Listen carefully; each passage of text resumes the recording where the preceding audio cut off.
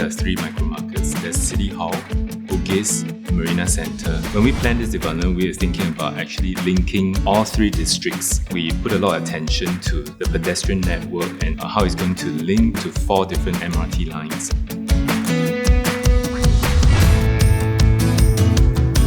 We are going to attract thousands of talented people to come into Midtown. When we talk about rejuvenating a location, it is not just the physical, but it is really that influx of this new group of people. It will catalyze the transformation that's already happening in that district.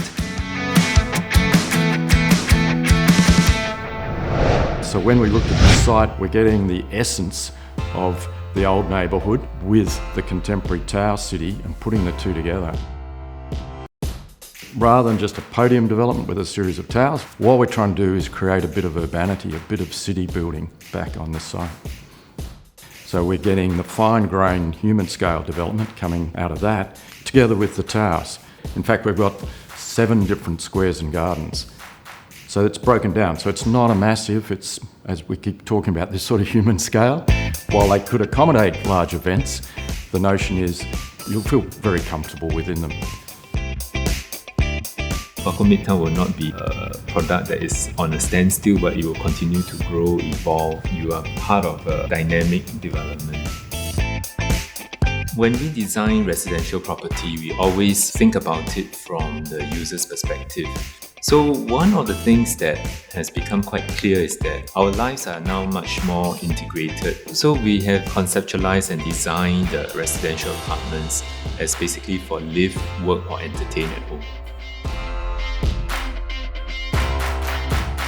If you look at the layout plan, it's actually a rectilinear space. It's not a space that appears to be disjointed. I think this clarity in terms of the layout had really happened in Midtown Bay. So you can function in the daytime as an office space. You could do a bed concept like a Murphy bed that flips down. That in the daytime is actually a work area. In the night, it could be a sleeping area. And this allowed a play of activities, of functions that strangely, as I say, can work within such a small area. It's a home that allowed a growth of activities to happen.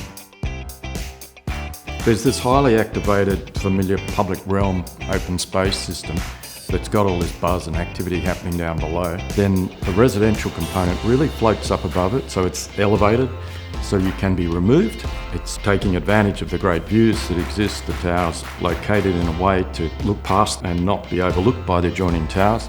We twisted the tower, orientated it to maximise the outlook. That seemed critical to us. So once you're in your own unit, you're in your own private space, but if you want to get out, it's all happening down below you in the gardens and squares in the Midtown that we've created. Midtown Hub is essentially a business and social club. The idea is really to create a sort of a very engaging space for people to share ideas, to be able to get people to think out the box, meet people with different ideas is very important for companies to continue to innovate. When you live in Midtown Bay, you are directly plugged into this network activities and people and communities. Cities that stand out that we all want to go and visit are characterised by great streets, great places, great neighbourhoods, and that's what we've sought on this development. It's simple yet powerful, and there's so much things that's happening inside, and I can't wait to see the whole development complete. Owning Midtown Bay is essentially like owning a piece of Midtown and everything else that Midtown has to offer.